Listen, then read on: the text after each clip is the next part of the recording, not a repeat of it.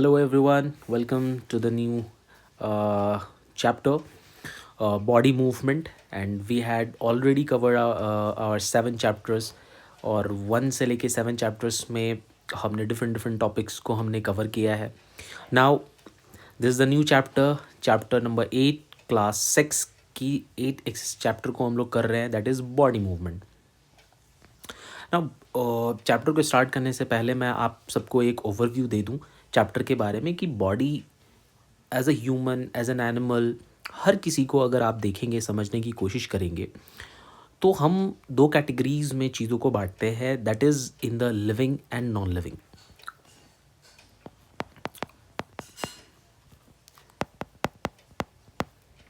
हमने चीज़ों को लिविंग और नॉन लिविंग में बांट करके रख दिया है. लिविंग जो कि रेस्पिरेशन करेंगे, मूवमेंट करेंगे, अपने प्लेस को चेंज करेंगे, they can rebirth, they can secrete, ये सारी चीज़ें लिविंग में होगी. और नॉन लिविंग थिंग्स में ऐसी कुछ नहीं होती है. सो लिविंग थिंग्स में जो चीज़ एक आती है, ऐड होती है, वो है मूवमेंट. सो मूवमेंट हमारे बॉडी की ऐसी, खुद से आप इमेजिन करो, आप जिस जगह पे अभी बैठे हो, आप वीडियो देख रहे हो, और आप इमेजिन करो कि ऐसा कौन सा बॉडी का पार्ट है जो आपका मूव हो रहा है. हमारे फिंगर्स मूव हो रहे हैं, हमारी लेग्स, हैंड मूव हो रही है, हमारे हेड को हम चाहे तो लेफ़्ट राइट हम कर सकते हैं, नीचे ऊपर कर सकते हैं सर को. हम चलने के लिए अपने पैर का यूज़ कर रहे हैं, तो जिस डायरेक्शन में चलना चाहते हैं वो हमारी बॉडी मूव कर रही है. तो ये सारी डिफरेंट डिफरेंट चीज़ें हम कर सकते हैं. बट जिस जिस तरीके से हम अपने फिंगर को मूव कर सकते हैं, ठीक है, हम कर सकते हैं, उसे फोल्ड कर सकते हैं अपना. लेकिन क्या आप अपने फिंगर को उल्टे की तरफ फोल्ड कर सकते हो? नहीं कर सकते. क्या अपने गर्दन को 360 डिग्री में रोटेट कर सकते हो? नहीं कर सकते हो. तो देयर आर सर्टेन थिंग्स जो कि लिमिटेशंस हैं हमारे बॉडी के. सो वैसे ही एनिमल्स, ह्यूमन, स्नेक, बर्ड, इन सब चीज़ों में जो मूवमेंट होती है, ये कॉमन चीज़ है. ये सब मूव करते हैं, ये मूव के लिए अपने बॉडी के पार्ट्स का यूज़ करते हैं. और जो लिविंग होते हैं वो एक जगह से दूसरे जगह जाते हैं. ठीक है, इसमें हम प्लांट को और ट्रीज़ को एक्सेप्शन ले रहे हैं क्योंकि they are also living. But वो एक जगह से दूसरे जगह मूवमेंट नहीं हो रही. हाँ, although they are making their own food by their own self. Xylem और फाइलम की जो टॉपिक थी, मैंने आपको लास्ट वीडियो में बताया हुआ था. इस टॉपिक में, इस चैप्टर में हम स्पेसिफिकली जो बात करेंगे वो बॉडी के मूवमेंट की बात करेंगे. हमें चलने के लिए, दौड़ने के लिए, जंप करने के लिए, या फिर एनिमल्स में चाहे वो क्रीप करे, क्रॉल करे, स्लिटर करे, स्विम करे, इन सब चीज़ों में हमारी जो एनिमल हैं, एक जगह से दूसरे जाने में बॉडी पार्ट्स की हम रिक्वायरमेंट होती है और उसका यूज़ करके हम मूव करते हैं एक जगह से दूसरे जगह. सो पहला टॉपिक स्टार्ट होता है हमारा human body and its movement. So हम इसको समझने की कोशिश करते हैं और देखते हैं कि हमारे बॉडी की कौन कौन सी पार्ट मूव कर सकती है. ठीक है. सो अगर हम अपनी बात करें अपने बॉडी के लेग्स की, हैंड की, इन सारी चीज़ों की, तो हम एक्सरसाइज करने के टाइम इनका यूज़ करते हैं. Ball in an imaginary wickets, how did you move your arm. अब नॉर्मली हम अपने पैर, हाथ के मूवमेंट को, आर्म साइजेस को स्ट्रेच करते हैं, एल्बोज़ को, आर्म को बेंड करने के लिए. नाउ अगर यहाँ पे जो पिक्चर आप देख रहे हो, और इस पिक्चर में आप देख रहे हो कि लकड़ी को बांध दिया गया है, तो आप क्या इसको यूज़ कर पाओगे? It's humanly impossible. आपके हाथ टूट सकते हैं इसमें. तो मूवमेंट की जब बात हो रही है, तो ये हाथ हमारा ना इधर की तरफ मूव हो सकता है क्योंकि अब इसमें लकड़ी लग गया, और ना ही नीचे की तरफ मूव हो सकता है. हालांकि पहले केस में अगर लकड़ी को हटा दिया जाए तो वो नीचे की तरफ मूव भी नहीं होगा. ये सारी एक बेसिक्स एग्जाम्पल्स हैं. अब हम ये समझने की कोशिश करेंगे कि जो हमारे बॉडी के जो पार्ट हैं, यानी कि वो सर्टेन डायरेक्शन में मूव करते हैं. अगर हमारा गर्दन है तो वो 180 डिग्री में इधर से इधर और इधर से इधर हमारा लेफ्ट एंड राइट हो सकता है, बट 360 में रोटेट नहीं हो सकता है. वैसे ही पैर हमारे मुड़ सकते हैं, फोल्ड हो सकते हैं, बट वो ऊपर की तरफ नहीं हो सकते. सेम एज हमारा जो हैंड है वो एल्बो बेंड हो सकता है और हम अपने फिंगर से अपने शोल्डर को टच कर सकते हैं, बट हम उल्टा इसे घुमा नहीं सकते. दैट मीन कि हमारे बॉडी का जो पार्ट है वो एक स्पेसिफिक सर्टेन फंक्शंस करते हैं, उनकी अपनी अपनी फीचर्स होती है. ठीक है. तो यहाँ पे कॉलम दिए हुए हैं, movement in our body, neck, wrist, finger, knees, ankle, toe, back, head, elbows, ये सारी चीज़ें अकॉर्डिंग टू देयर रिक्वायरमेंट और अपने अपने हिसाब से ये मूव करती हैं. नाउ हमारे बॉडी में जैसे कि एल्बोज होते हैं, शोल्डर्स में जॉइंट होते हैं, नेक होती है, इन सब जहाँ जहाँ पे ये जॉइंट होते हैं, इनको हम लोग सिंपली जॉइंट्स बोलते हैं. जिस तरीके से अगर आप अपने फिंगर को प्रेस करोगे against the top of your head, face, neck, nose, ear, back and shoulder, so hands and leg including the fingers and toes, ये सारी चीज़ें जो हैं आपको दिखने को मिलेगा against, that is something hard pressing against your finger.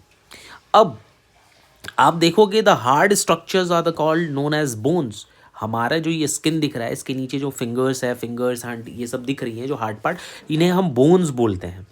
ठीक है, ये सारी चीज़ें जो हमारे बोन से बनी हुई हैं। अब बोन एक दूसरे से कहीं ना कहीं जॉइंट है, जिस जगह पर ये जॉइंट है वहाँ पर एक चीज़ आता है, उसको बॉल एंड सॉकेट जॉइंट्स हम बोलते हैं। बॉल एंड सॉकेट जॉइंट्स आपको इस प्रकार से पिक्चर में देखने को मिल रहा है कि पेपर सिलेंडर है, बॉल है, और बॉल से वो जब जॉइंट है तो उस जॉइंट होने पर जब वो मूव होता है तो ईजिली मूव करने में आसानी होती है। हालांकि बहुत लोगों को नी रिप्लेसमेंट और जॉइंट रिप्लेसमेंट भी आजकल पॉसिबल है, क्योंकि हमारी science and technologies they are doing well in their field. So इनके वजह से ये सारी चीज़ें हमें देखने को मिलता है। तो समझ में क्या आया कि बॉल और सॉकेट जो जॉइंट्स होते हैं, इसके वजह से हमारी शरीर, हमारे पैर, हाथ, जो गर्दन है, ये मूव कर रही है एक सर्टेन डायरेक्शन में।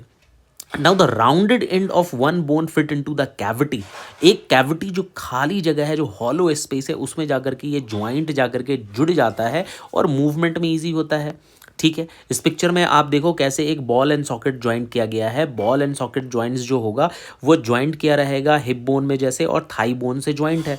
अब ये थाई बोन उससे ज्वाइंट है। अब थाई को आप पैर को ऊपर, नीचे और इधर की तरफ आप मूव ईजिली कर सकते हो। अब ये मूवमेंट हो कैसे पा रहा है? Because of ball and socket के ज्वाइंट की वजह से आप वो रोटेट कर सकते हो, आप उसको ईजिली मूव कर सकते हो। नाउ पाइवोटल ज्वाइंट्स किसे कहते हैं? नॉर्मली जो joints where our neck joint and the head is known as pivotal joint. जहां पर हमारा नेक हमारे सर से जुड़ा हुआ है उसको पाइवोटल ज्वाइंट्स बोलते हैं, और ये हमारे हेड को फॉरवर्ड, बैकवर्ड और टर्न, हमारे राइट और लेफ्ट करने में, सर में मदद करने में ये मदद करता है, हमारे सर को लेफ्ट, राइट, ऊपर, नीचे। ठीक है, तो ये कौन करता है इंपॉर्टेंट रोल? पाइवोटल ज्वाइंट्स जो है ये रोल प्ले करता है, हमारे हेड से रिलेटेड है। ठीक है, इस चीज़ को ध्यान में रखना है। पाइवोटल ज्वाइंट हमारे सर से रिलेटेड है, जो आगे पीछे, राइट लेफ्ट करने में मदद करता है। नाउ हिंज के बारे में समझते हैं कि open and close a door of a few times, observe a hinge of the door carefully. जब हमारे गेट का दरवाज़ा खुलना और बंद होता है तो हिंज जो लॉक वाला होता है ना, उसको ईजिली और ध्यान से आप देखो तो ये आगे और पीछे की तरफ होता है। तो direction of the movement allow a hinge like a joint, किस डायरेक्शन में वो मूव हो रहा है उस चीज़ से उसको अटैच कर लो, तो वो ऐसे ऐसे ऐसे ऐसे जब आप देखोगे वो हिलेगा, आगे पीछे, बैक एंड फोर्थ होता है, उसको वो बोलते हैं। Now hinge joint of the knee, यहाँ पर hinge joint of the knee को ध्यान से पिक्चर में देखना है। इसमें बोल रहा है कि आपको जो एल्बो है ना, हिंज ज्वाइंट जो होता है अलाउ करता है बैक एंड फोर्थ के लिए। तो हिंज ज्वाइंट जो है ये आगे और पीछे, ये दो डायरेक्शन में होने के लिए, अगर ये इधर की तरफ जा रहा है तो फिर ये इधर के लिए, ये दो ही डायरेक्शन में होगा, ऊपर और नीचे, बैक एंड फोर्थ के लिए ही ये मूवमेंट के लिए सिर्फ बना होता है। तो क्या समझ में आया? हिंज ज्वाइंट जो होगा ये अलाउ करेगा only a back and fourth movement, सिर्फ बैक एंड फोर्थ मूवमेंट को ये अलाउ करेगा। Now there is also a fixed joint जो हमेशा फिक्स रहेगा। At some joints between bone in our head are different from those we have discussed so far. So bones cannot move at these joints. Bones move नहीं करते, ये sockets और ये जो joints होते हैं ना, ये movement में आसानी हमें help करते हैं। But इन सारे joints को हम लोग जो है fixed joint बोलते हैं। फिर से समझिए, bones cannot move at these joints, but such joints are called fixed joints. When you open your mouth wide, you can move your lower jaw away from your head. आप अपने sir से जब आप अपने जबड़े को, मुंह को, अपने जॉ को बाहर की तरफ खींचते हो तो हमारे सर से, हेड से जो ये जो ज्वाइंट होता है ना, ये नीचे वाला जो हमारा जॉ होता है ये दूर होता है ना। सो अब आप कोशिश करो ना कि try to move your upper jaw now, तो इसको यहीं रखो और इसको ऊपर करने की कोशिश करो। क्या आप मूव कर पा रहे हो? So there is a joint between upper jaw and the rest of the head which is a fixed joint. तो दिमाग में हमेशा रखना कि फिक्स्ड जॉइंट की बात होगी तो हमेशा जॉ वाला का एग्जाम्पल दिमाग में रखना। ठीक है, अपने जॉ को पकड़ना और नीचे की तरफ ध्यान देना कि जब आप अपने मुंह को ओपन करते हो तो नीचे वाला जो आपका जॉ है वो नीचे की तरफ आता है, वो सेपरेट करता है अपर हेड को और लोअर को। फिर आप कोशिश करना फिर से पकड़ के अपने जॉ को और ऊपर वाले जो पार्ट है उसको ऊपर की तरफ खींचने में, आपको समझ में आ जाएगा फिक्स जॉइंट के बारे में। We discussed only some of these joints that connect part of our body. We give different part of the body and their different shapes. So अगर आप देखोगे ना, you wanted to make a doll, what will you make first? Perhaps framework to give doll, सबसे पहले तो आप उसको shape दोगे, आउटर स्ट्रक्चर दोगे, बोन्स है, कैसे है, क्या है, उन सारी चीज़ों के बारे में। तो जिस तरीके से हमारे शरीर को आप बाहर से देखते हो वो वैसा नहीं है, अंदर से उसको एक स्ट्रक्चर मिला हुआ है, एक ढांचा मिला है, जिसको हम लोग स्केलेटन के नाम से जानते हैं, उसको हम लोग स्केलेटन के नाम से जानते हैं। अब ह्यूमन स्केलेटन में ये बचपन से हम सुनते आ रहे हैं कि बच्चा जब पैदा होता है तो 306 उसके बोन्स होते हैं, फिर जब वो बड़ा हो जाता है तो उसके 206 हो जाते हैं। तो 306 से लेकर के 206 तक के बीच में ऐसा क्या गायब हो गया? नहीं नहीं, गायब नहीं हुआ। वो जो बोन्स थे ना वो बहुत पतले पतले, और उनकी जो शेप थी, जैसे जैसे बच्चा ग्रो हुआ तो वो बोन फॉर्मेशन होता गया, मिलता गया और स्ट्रॉन्ग होता गया। ठीक है, दैट्स वाई बोन्स के लिए बचपन में कैल्शियम रिक्वायरमेंट फूड की ज़रूरत ज़्यादा होती है, जो दूध से वो पूरा हो जाता है। तो जैसे ह्यूमंस हम बिल्डिंग्स बनाते हैं, और बिल्डिंग में हम लोग जब घर को ढालते हैं तो छड़ की ज़रूरत होती है। तो एक तरह से इमेजिनरी वही चीज़ सोचो कि हमारे बॉडी को मूवमेंट के लिए, स्टेबल बनाने के लिए, सही शेप देने के लिए हमारे शरीर के अंदर बोन्स हैं। मसल को सपोर्ट करने के लिए हमारे अंदर बोन है। अब इसके बारे में आप कैसे पिक्चर देखोगे? तो सिंपली एक्सरे से आप देख सकते हो ह्यूमन के बॉडी को, और आराम से आप देख सकते हो कि क्या क्या कहाँ पर कैसे कैसे फंक्शन है। कई बार पैर हाथ में चोट लग जाता है, आप गिर जाते हो, किसी का हाथ पैर टूट जाता है, इंजरीज आ जाती है, तो हम लोग जाते हैं डॉक्टर के पास, तो वो एक्सरे कराता है। सो एक्सरे की मदद से हम हड्डी की एग्जैक्टली शेप को समझ सकते हैं। ठीक है, और अगर आपका हड्डी जो बोन है बहुत कमज़ोर होगा तो फिर वो मल्टीविटामिन्स देंगे आपको खाने के लिए, ताकि बोन अच्छे से स्ट्रांग हो जाए। ठीक है, नो बोल यहाँ पे एक चीज़ बोल रहा है, similarly feel the bone of your ankle and knee joints and compare these with the X ray images. अब कह रहे हैं कि ये नॉर्मली अपने एंकल को देखो, नी जॉइंट को देखो, और फिर एक्सरे के साथ उसको इमेजिन करने की कोशिश करो कि ये सही है। तो बेसिकली ये कहने का मतलब है कि जिस तरीके से पैर का आपका हड्डी है वो वही शेप में है या नहीं है, एक तरह से एज अ क्यूरियोसिटी ये समझाने की कोशिश कर रहा है हमें ये बुक, कि आप देखो और क्यूरियस बनो कि कैसे है, एक्सरेज है तो इसमें क्या शेप है, साइज है, क्या एग्जैक्टली ऐसा ही है ना। आपने बोन को देख लिया, स्केलेटन को समझा। अब स्केलेटन में सबसे इंपॉर्टेंट चीज़ जो हमारे डे टू डे लाइफ में, हमारे बॉडी में जो आप देखोगे, जैसे कि हमारा फिंगर को आप देख रहे हो, आप फिंगर को जब आप देखोगे और फिंगर में जब आप नोटिस करते हो तो इसमें बड़े छोटे छोटे बोन्स होते हैं। ऐसा नहीं होता कि हाथ है, ये जो फिंगर आपका हर चीज़ टिप पे मुड़ जा रहा है, बेंड हो जा रहा है, ये इसलिए हो पा रहा है क्योंकि ये छोटी छोटी टिप से फिंगर के ये बोन से मिलके बने हुए हैं, और इसी को हम लोग कार्पल्स बोलते हैं। कार्पल्स बोलते हैं जो छोटे छोटे स्मॉल स्मॉल बोन्स हैं, ये मिल करके हमारे हाथ को, पाम को बनाते हैं। Now, take a deep breath and hold it for a little while and feel your chest bone and the backbone by gently pressing the middle of the chest and back at the same time. आपको क्या feel होगा? So normally जब आपको feel होगा तो आप ये ध्यान दोगे कि हमारा बॉडी में जब आप पॉसिबली आप ये चीज़ को फील करोगे तो आप देखोगे कि चेस्ट जो बोन है हमारा, we see that ribs are curiously bend. आप सांस लो, गहरी सांस लो, और फिर आप रिलीज़ करो, इनहेल एक्सेल करोगे, आप नोटिस करोगे कि हमारा जो चेस्ट है वो केज के फॉर्म में है। इसीलिए तो हम इसे रिब केज बोल देते हैं, क्योंकि ये चारों तरफ से घेर करके रखा हुआ है, और ये फ्रंट से स्टार्ट होता है इस तरीके से और पीछे जा करके बैकबोन में चिपक जाता है। ठीक है, ये अलग अलग पार्ट में टोटल पढ़ना है, एग्जाम में आते हैं कि टोटल कितने रिब केज होते हैं, 11 होते हैं, 12, 13, 14 बजाते। MCQ में ये पूछा जाता है कि कितने होते हैं, तो टोटल 12 रिब्स होते हैं चेस्ट में। ठीक है, अब 12 होते हैं मतलब 1 2 3 4 5 6 7 8 9 10 11 12, यानी कि 12 इधर हो गए और 12 इधर हो गए, तो टोटल मिला करके कितने हो गए? 24। तो 12 पेयर याद रखना है। ठीक है, कि 12 पेयर में होते हैं, ऐसा नहीं कि सिर्फ 12 होता है, 12 होते हैं एक साइड वाले को ना। कुछ इंटरनल चीज़ों को और हम समझने की कोशिश करते हैं। तो अब हमारा सबसे इम्पॉर्टेंट पार्ट जो आता है वो आता है बैकबोन वाला पार्ट। ये हमारे नेक के पीछे साइड से, ये पीछे साइड से स्टार्ट होता है और पीछे से स्टार्ट होते होते टुवर्ड्स योर बैक यहाँ तक वो आता है, एंड करता है। इसे आप जो फील करोगे इसे हम बैकबोन बोलते हैं। There is also made up of very small bones called vertebra. जो छोटे छोटे बोन से मिलके बना हुआ है, इसको हम लोग वर्टिब्रा बोलते हैं। द बैकबोन कंसिस्ट ऑफ, इसमें टोटल आपको कितने वर्टिब्रा होते हैं? 33 वर्टिब्रा आपको देखने को मिलेगा। कितने? 33। ना रिब केजेस जो होता है, अभी मैंने बताया कि रिब केज ये सामने से ऐसे निकलेंगे, 12 इधर से 12 इधर से, और ये पीछे की तरफ जा करके आपको जो है रिब, जो है रिब केज, वो ज्वाइन कर जाते हैं इन बोन से। तो रिब केज बेसिकली ऐसे ऐसे करके इसको कवर किया रहेगा।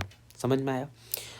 If backbone was made up only one long bone, it will fine be able to bend. कभी नहीं हो पाता। जिस तरीके से हमारे ह्यूमन बॉडी का सबसे लंबा बोन जो है वो फीमर है हमारे थाई का, तो क्या थाई कभी बेंड हो पाता है? नहीं होगा, बेंड नहीं होगा। वैसे ही अगर हमारा स्पाइनल कोड जो है, अगर वो हेड से जो टच है और बैक तक अगर सेम एक बोन का होता, तो हम जो है ना कभी बेंड नहीं हो पाते, हम झुक नहीं पाते। ठीक है। सो बेंडिंग में और इन सब चीज़ों में ये हमारी मदद करता है। हम सीधे खड़े ही रहते हैं, ऐसे तने हुए रहते हैं, झुक नहीं पाते हम लोग। Now bones on the back are prominent where the shoulders आ। अब जहाँ पर हमारा शोल्डर है जो बैक से ज्वाइंट है हमारे स्पाइनल कोड, वहाँ पे देखोगे तो वो भी एक बहुत प्रोमिनेंट रोल प्ले करता है आपके फिजिकल अपीयरेंस को देखने में, कि कैसे आपके बॉडी के शेप दिख रहे हैं। So shoulder bone is also very important, और हम लोग नॉर्मली शोल्डर है तो शोल्डर बोन बोलेंगे उसको। नाउ इसके बाद सबसे इंपॉर्टेंट आता है पेल्विक रीजन। पेल्विक रीजन में पाया जाता है हमारा पेल्विक बोन, जहाँ पर अभी सॉकेट उसमें ज्वाइन रहता है। इनक्लोज पोर्शन होता है हमारे बॉडी का, बिलो द स्टमक होता है, और these parts you sit on, और यही है जिसके वजह से हम लोग बैठ पाते हैं, बैठे रहते हैं हम लोग। तो ये पेल्विक बोन है हमारा। ध्यान से आप देख ले पेल्विक बोन को, और पेल्विक बोन का पोजीशन और ये सारी चीज़ें आपसे रिब केजेस, खास करके रिब केज और इधर स्पाइनल कोड वाला तो इंपॉर्टेंट है एग्जाम के पॉइंट ऑफ व्यू से। Now coming to the next, that is skull. Skull भी जो हमारा एक खोपड़ी जो हमारा दिख रहा है, ये खोपड़ी एक बोन से बना नहीं है, इसमें भी मल्टीपल्स बोन है। ये इसलिए है क्योंकि हमारा ब्रेन जो सबसे सॉफ्ट है, इसको प्रोटेक्ट करने के लिए इंपॉर्टेंट रोल प्ले करता है। दैट्स वाई पुलिस और गवर्नमेंट जो होती है वो हेलमेट लगाने के लिए बोलती है, ताकि आप जब ट्रैवल करो, जब आप बाइक से राइड करो, तो आप हेलमेट वेयर करो, ताकि एक्सीडेंट हो तो सर पे इंजरी ना आए। Because brain is very important, और ब्रेन अगर आपका ठीक है तो overall body is doing well. So हमारा स्कल जो होता है, स्कल में भी मल्टीपल्स बोन होते हैं, और वो बेसिकली हमारे वो स्केलेटन्स जो होते हैं हमारे, ये क्या बोलते हैं, जॉइंट किए रहते हैं। और ये पीछे वाला जो पार्ट आपको दिखेगा, यहीं से स्पाइनल कोड जो है वो जॉइंट रहेगा और इन्फॉर्मेशन को पहुंचाते हैं। क्योंकि आप हायर क्लासेस में आप आगे जाओगे तो उसमें आप और पढ़ोगे न्यूरॉन्स के बारे में, जो कि क्लास 10th में बहुत डिटेल में पढ़ना है ना। एक और आपको बोन मिलेगा जो कि बेंड हो जाता है, बेंड हो जाता है, जो मुड़ सकता है, वो बोन ही है, बट ये बहुत सॉफ्ट है। सॉफ्ट बोन को हम लोग कार्टिलेज बोलते हैं। कुछ नहीं, अपने कान को पकड़ना है, और कान को जब आप मोड़ोगे तो वो मुड़ भी जाएगा, बट फिर से अपने शेप में आ जाएगा। So this is also a bone, but this bone is known as cartilage. Bone जो मुड़ जाता है, जो सॉफ्ट होता है, उसको हम लोग कार्टिलेज बोलते हैं। ठीक है। नाउ यहाँ के बाद हम देखेंगे यहाँ से अपने मसल्स के बारे में। मसल्स जो होते हैं बेसिकली कॉन्ट्रैक्शन भी होंगे, यानी कि it become smaller in length, मुड़ भी जाएंगे, बेंड भी हो जाएंगे, अपने वापस back to its normal position भी आ जाएंगे। ये मसल्स की फंक्शंस है, और बोन इनको एक शेप और सपोर्ट देता है। ठीक है। और ये अटैच रहते हैं हमारे बोन, जिससे मसल जो है हमारे अटैच रहते हैं। अब ध्यान ये देना है कि जब ये कॉन्ट्रैक्टेड होते हैं तो मसल्स बिकम स्ट्रॉन्गर। जब आप जिम में जाते हो, जब इसको आप कॉन्ट्रैक्ट करते हो तो मसल स्ट्रॉन्ग बन जाता है, टाइट हो जाता है, स्टिफर हो जाता है और थिक हो जाता है। ठीक है। इट पुल द बोन्स, और ये बोन्स को पुल करता है। तो ध्यान में रखना है, जब मसल्स एक सपोर्ट दे रहा है और मसल को भी सपोर्ट देने के लिए बोन है। Now muscle works in pair, when one of them contracts the bone is pulled in that direction. ठीक है। The other muscle of the pair relaxes to move the bone in the opposite direction, and the relaxed muscle contract and pull the bone toward its original position. While the first relaxes, a muscle can only pull, it cannot push. Thus two muscles have to work together to move a bone. इन सारे इस topic में ये समझना है कि muscles और bone इन दोनों का एक दूसरे के साथ बहुत इंपॉर्टेंट रोल है। जब एक कॉन्ट्रैक्शन करेगा तो एक लूज करेगा। अब मूवमेंट, रिलैक्स और कॉन्ट्रैक्ट, इन दोनों के बीच में दो मसल्स एक साथ पेयर में काम करते हैं। एक अगर कॉन्ट्रैक्ट करेगा तो दूसरा रिलैक्स करेगा, और वो मसल्स जो होते हैं ये अगर जैसे कह रहे हैं कि एक मसल को अगर आप पुल करोगे तो अब उसे पुश नहीं कर सकते, इट कैन नॉट पुश। यानी कि दो muscle have to work together to move a bone. अब बोन को मूवमेंट कराना है, चलना है, तो पेयर में मसल्स हमारे काम करेंगे। चलने के लिए दो मसल्स की ज़रूरत पड़ेगी, एक पुल के लिए और एक नॉर्मली हमारा रिलैक्स मोड में की। तो ये दो डायरेक्शन में, तो ध्यान में बस इतना रखना है कि बोन के सपोर्ट में मसल्स रहेगा और मसल जब भी काम करते हैं वो पेयर में काम करते हैं, दैट्स इट। ठीक है। अब नॉर्मली कुछ ऐसे भी एनिमल्स हैं जिनमें अब बोन्स होते हैं नहीं होते हैं, उनके बारे में हमें समझना है। लास्ट ईयर इसके ऊपर से क्वेश्चंस आए थे मैच द फॉलोइंग में। ठीक है। सो नॉर्मली आपने ऑब्जर्व किया होगा अर्थवॉर्म को, क्या अर्थवॉर्म में स्केलेटन होते हैं, ये मूव कैसे करते हैं और मूवमेंट इनका आगे की तरफ होता है। Now earthworm does not have bones, ये ध्यान में रखना है, अर्थवॉर्म में बोन्स नहीं होते। It has muscle which help to extend the short in the body, वो बॉडी को कॉन्ट्रैक्ट करते हैं, शॉर्ट करते हैं, फिर वो आगे की तरफ एक्सटेंड करते हैं।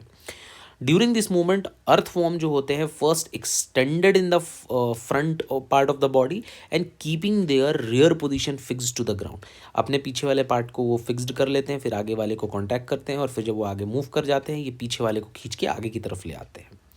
आप ये चीज़ को अभी ऐसे नहीं समझ पाओगे क्योंकि थ्योरी के फॉर्म में जब आप अर्थवॉर्म को देखोगे तो आप ऑब्जर्व करना उनके मूवमेंट को, आपको क्लियरली समझ में आ जाएगा कि वो कैसे मूव करते हैं।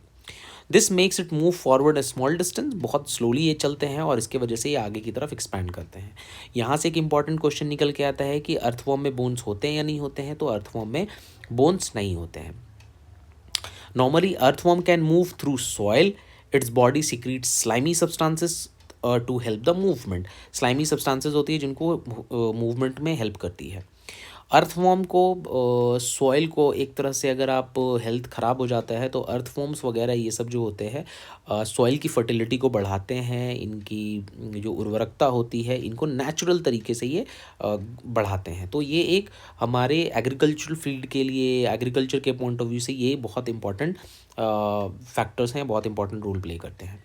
स्नेल की अगर हम बात करें तो स्नेल्स जो है this is called the snail. आप जो पिक्चर में देख रहे हो ये स्नेल है, इनका जो स्केलेटन है, but it is not made of bones. The shell is a single unit and does not help in moving from place to place, it has to be dragged alone. ये muscle दिखता है, ये shell में बस छुप जाते हैं, ये बोन्स का नहीं होता है। Normally snails on a glass plate and watched it when it is start moving. आप देखोगे बस ध्यान से ना कि स्नेल ओवर योर हेड, कि आप ये मूव कर रहे हैं, movement from the beneath the thick structure of the head is snail may come out of an opening in snails जो होते हैं इनके फूट होते हैं, the thick structure in its foot, और ये जो होते हैं बहुत स्ट्रॉन्ग मसल से बने हुए होते हैं। तभी कहा जाता है कि इनको ब्लेड पे भी आप रख दोगे तो ये आराम से मूव करेंगे और इन्हें कट वट कुछ भी नहीं लगेगा। सो आप देखना कि ये धीरे धीरे कम चलते हैं, मूव करते हैं और बहुत छोटे छोटे टाइनी टाइनी पार्टिकल्स इनके फूड के टाइप में आपको देखने को मिलेगा। ठीक है ना। कॉकरोचेस के बारे में अगर आप देखोगे, सो कॉकरोचेस जो होते हैं इनको मारोगे तो इनमें से वाइट ब्लड निकलेगा, वाइट टाइप का दिखने में लगता है बट हालांकि वाइट ही होता है इनका ब्लड। अब आप इनको मार भी दोगे तब भी ये जिंदा होते हैं। कारण ये है कि इनके बॉडी में सेंसेस हर पार्ट में, पूरे पार्ट में है। सर को काट के अलग कर दिया तो कोई दिक्कत नहीं है, बॉडी से भी ये सर्वाइव कर जाएंगे। तो ये बहुत इंपॉर्टेंट है कि ये जो है ना इनके विंग्स होते हैं और अटैच्ड होते हैं। ठीक है। विंग्स के साथ साथ they cockroaches have distinct muscles, the near to leg move leg for walking, muscles move in a wings and they can also fly. ये फ्लाई भी करेंगे, मूव भी करेंगे, हेल्प भी करते हैं। नाउ इनमें जो होता है आउटर स्केलेटन जो होता है नॉर्मली मूवमेंट के लिए होता है। This outer skeleton is made of numbers. Now ये बेसिक सा तीन सा मैच दी कॉलम वाला में रहता है कि ये नॉर्मली फ्लाई करते हैं कि नहीं करते हैं। तो हाँ, कॉकरोचेस जो होते हैं ये फ्लाई करते हैं। बर्ड्स की अगर हम बात करें तो बर्ड्स हवाओं में आराम से फ्लाई करते हैं, ये वॉक भी कर लेते हैं ग्राउंड पर। जैसे कि डक को अगर हम देखेंगे तो ये स्विम भी कर लेते हैं। But birds can fly because their body as well is well suited to fly. जिस तरीके से उनका बॉडी स्ट्रक्चर बना हुआ है वो आराम से उड़ान भर सकते हैं। कारण ये है कि इनका जो बोन होता है वो हॉलो होता है, बोन के अंदर उनका छेद होता है। ठीक है। तो वो हल्का बॉडी हो जाता है, बोन है उनको शेप मदद करेगा बट फिर भी वो बहुत लाइट वेट हो जाते हैं। Bone of the hind limb are typical for walking and perching. अब नॉर्मली इतने हल्के होते हैं, बोन हल्का होता है, तो उनको मूवमेंट के लिए, इन सब चीज़ों के लिए बहुत ईजी हो जाता है। जो फोरलिम्ब होता है ये मॉडिफाइड्स होते हैं विंग के शेप में। जब भी ये स्ट्रॉन्ग, हालांकि ये शोल्डर से जुड़े हुए होते हैं और बहुत स्ट्रॉन्ग होते हैं। इनके जो ब्रेस्ट स्टोन्स होते हैं they modified to hold muscles to flight which are use to move their wings up and down, ताकि अपने मूव्स को देखें। अब यहाँ पे जो इनका ब्रेस्ट मसल्स होता है बोन के पास, ये बहुत ज़्यादा इंपॉर्टेंट रोल प्ले करता है। जब ये मूव करते हैं और हवाओं में उड़ते हैं और तेज़ उड़ते हैं, तो इनके विंग्स के साथ, क्योंकि वो मसल्स का और इनके बोन का बहुत इंपॉर्टेंट रोल प्ले करता है, जो इनके मूवमेंट में हेल्प करता है। तो ध्यान से इस पिक्चर्स को देखना है कि इनके बोन क्या होते हैं। तो हॉलो होते हैं बोन, बट ये हॉलो होते हैं और यही उनके उड़ने में मदद करती है। अब कह रहे हैं कि एक्टिविटी में फ़िश के बारे में कि आप एक पेपर बोर्ड बनाओ, उसको पानी में डाल दो and push it with one narrow and point toward. Did it go into the water easily? Now hold the board sideway and push it into the water from the broad side. Are you able to make boat move in water when you push it from the side? Normally अब कह रहे हैं कि पीछे से पकड़े रहो, क्या वो मूव करेगा? नहीं, बोट को साइड से मूव करोगे तो वो आगे की तरफ मूव करने लगेगा। वही देखने को ये बता रहा है। सो नॉर्मली आपने फ़िश को देखा होगा, तो फ़िश की जो शेप होती है वो आगे की तरफ ब्रॉड और पीछे की तरफ पतला। मूवमेंट के लिए इनकी जो होती है फ़िश में, जो होते हैं head and tails of the fish, ये बहुत छोटे होते हैं ताकि मूवमेंट करने में इनकी आसानी हो जाए। जो बॉडी जो होते हैं टेपर्स बोथ एंड्स में, शेप्स कॉल्ड स्ट्रीम लाइन, इस तरीके से होते हैं क्योंकि ये बहुत तेज़ मूव करते हैं वाटर में। और जब मूव करेंगे तो अगर चौड़ा रहेगा ये बहुत ज़्यादा, तो मूव बहुत फास्ट नहीं कर पाएंगे। छोटी छोटी मछलियों की जो शेप होती है वो कॉनिकल शेप होती है फ्रंट और बैक में। बड़ी बड़ी मछलियों की तो खैर बड़े ब्रॉडर होते हैं, तो वो मूव भी बहुत स्लो करते हैं। तो स्ट्रीम लाइन इनकी बॉडी स्ट्रक्चर, बॉडी शेप होती है। The shape is such that water can flow around it easily and allow fish to move in water. अब इस तरीके से इनका बॉडी का शेप है ताकि ये पानी में बहुत आसानी से मूव कर सकें। हाँ, मसल्स की बात करें, स्केलेटन की इनकी बात करें, तो स्ट्रॉन्ग मसल से कवर होते हैं। स्विमिंग में muscles make the front part of the body curve and one side and the tail part swing toward the opposite sides. मतलब फ्रंट वाला अगर राइट मुड़ा तो पीछे वाला उनका लेफ्ट की तरफ डायरेक्शन में मुड़ता है। ये इस तरीके से नेचर ने बनाया हुआ है ताकि ये ईजिली स्विम कर पाएँ और मूव कर पाएँ, और बहुत तेज़ ये स्विम करते हैं। A series of such jerk makes a fish swim ahead. अब जब ये तेज़ तेज़ होता है ना, वो राइट लेफ्ट करेंगे तो इनका जो टेल, अगर ये हेड इनका राइट गया तो टेल लेफ्ट आएगा। तो लेफ्ट राइट की इतनी तेज़ी से करते हैं जिसकी वजह से ये मूव कर पाते हैं और बहुत तेज़ से ये मूव करते हैं। ठीक है, अब स्नेक कैसे मूव करते हैं? तो नॉर्मली आपने देखा होगा कि इनका बैकबोन होता है बड़ा लंबा। They have many thin muscles and they are connected to each other even though they are far from the others. So muscles also interconnect the backbone. Muscles क्या है, ध्यान से समझना स्नेक्स के बारे में कि इनके जो मसल्स होते हैं ये इंटरकनेक्टेड होते हैं बोन्स के साथ, रिब्स एंड स्किन के साथ। क्या है, फिर से समझिए, दे आर कनेक्टेड टू, एक तो सबसे पहले स्नेक हैव लॉन्ग बैकबोन, ठीक है पहला। सेकेंड बोल रहा है they have many thin muscle, बहुत थिन इनके मसल्स होते हैं। लेकिन जो मसल्स होते हैं ये कनेक्टेड होते हैं through, they are far from one another. ये मसल्स इनके जो होते हैं इंटरकनेक्टेड होते हैं एक दूसरे से, बैकबोन हो, रिब हो या स्किन हो। The snake body curve into many loops, देखते हैं कैसे लूप्स में वो बने हुए होते हैं, लूप्स में बन करके वो चलते हैं। Each loop of snake gives it a forward push by pressing against the ground. जैसे ही वो मूव करने की कोशिश करते हैं तो ये जो लूप बनता है ना, कर्व ऐसे लूप, वो लूप इनको प्रेस करके वो आगे की तरफ मूव करने में मदद करते हैं। और आपने देखा होगा कई बार वीडियो में, रियल में भी देखा होगा कि ये कितनी जल्दी ऐसे ऐसे लूप बना के मूव करते हैं। तो सोचिए कितना ज़्यादा ये प्रेशर लगाते होंगे और पुश करने की कोशिश करते होंगे खुद को, और फटाफट ये आगे की तरफ बढ़ते हैं। हालांकि इनकी जो बॉडी होती है ये लंबी होती है, ये बहुत सारे लूप्स बनाते हैं और हर लूप्स इनको पुश करने में, आगे की तरफ बढ़ने में मदद करता है। ये स्ट्रेट कभी मूव नहीं करते हैं क्योंकि ऑब्वियसली बात है, इनकी जो बोन्स, छोटे बोन्स, मसल्स, थिन मसल्स है, तो मूवमेंट के लिए ये थोड़ा लूप बनाते हैं ताकि इनको ज़्यादा पुश मिल सके। ठीक है, सो हमने यहाँ तक अभी बोन्स, मसल, मूवमेंट, इन सब चीज़ों के बारे में हमने समझने की कोशिश की है। और इस ओवरऑल में हमने ह्यूमंस को देखा, हमने ह्यूमंस की कैसे अलग अलग पार्ट, जॉइंट्स, बॉडी, स्केलेटन, इन सब चीज़ों को हमने समझने की कोशिश की है। नॉर्मली वैसे ही अलग अलग पार्ट में बहुत सारी अलग अलग है, वो जो एनिमल्स हैं, बर्ड्स हैं, उनमें भी हमने अभी देखा। नॉर्मली अब यहाँ पे एक आया है फॉर बेटर हेल्प, ये गवर्नमेंट ने ऐड करवाया है, और अभी की जो एनसीईआरटी नहीं आएगी उसमें तो और भी डिफरेंट डिफरेंट चीज़ें देखने को मिलेगी हमें।